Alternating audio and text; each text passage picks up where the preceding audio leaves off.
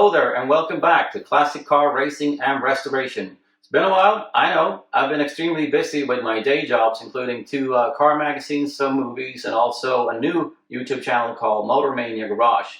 If you haven't checked that out, please do so. It's pretty darn interesting, actually. Also, since a week back or so, I now have my very own web shop where you can buy t-shirts such as this one featuring Skogs Custom. There's a couple different versions of this, and there's some other neat stuff coming up as well. So what else? Outside, spring has sprung, also in Holland, which means that my good friend Joris has finally been able to get the P1800 out of its winter storage and off to the dynos.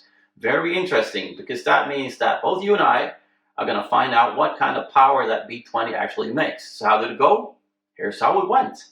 But first, let's go back a little bit. Joris drove his P1800 all the way up to my farm in the north of Sweden, where I pulled the old engine out, built a new one, installed it, and Joris came back again and drove his beloved P1800 all the way back to Holland last fall. Hey, Billy. We just crossed the border in Holland. 2,000 kilometers from Arnhem. And I'm a very happy Joris. So the engine is running very smoothly. Very economical also. It's about 400 rounds per minute less than it used to be with my old engine. So even with the two carbs, it's going to be very economical. It's 1 to 10 or 11, which is less than I'm used to. Coolant is perfect, vertical needle. And the engine is really powerful, especially between 2,000 and 3,000 rounds per minute. So shifting is just above 2,000 rounds per minute. There's really a lot of power in the bottom and the middle range. And a lot of torque there. So you did a perfect job.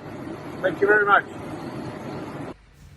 So after 2 solid days of driving, Joris was back at home in Holland again and parked the P1800 for the winter. So we're there.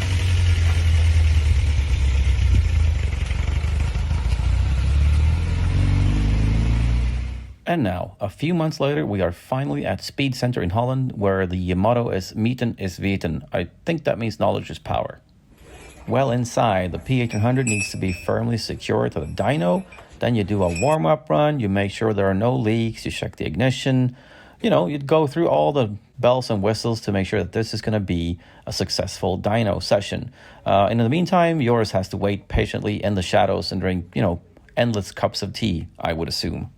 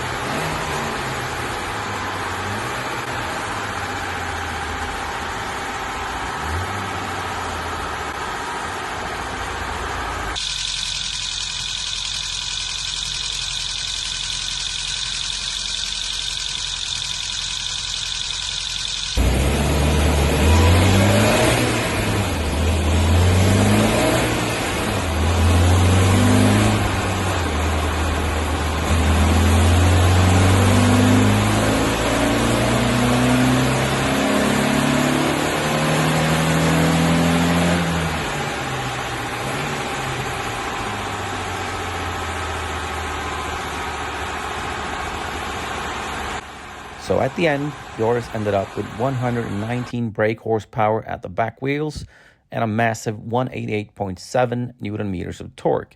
Now, if you compare that to a standard B20 B, that engine has 101 brake horsepower in the engine and 152 Newton meters of torque. Also, if you take a look at these curves, you can tell that this engine puts out a lot of horsepower and torque right from the get-go, which makes it very, very drivable, and it also feels very, very powerful. Yeah, how about that, huh? I think it's fair to say that for the intended use and purpose, that B20 performs exactly as expected, and more to the point, Joris is super happy, which means I'm happy. And I'm pretty sure you noticed this thing, right?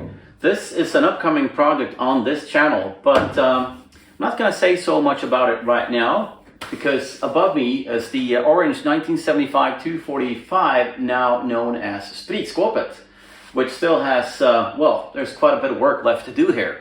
And I'm going to be away for a couple of weeks doing other things, but I will be back in, well, let's say 3 to 4 weeks time with the next episode of Spritskåpet. But until then, take care, and don't forget to like, subscribe, and comment. And please have a look at the web shop, which is down below.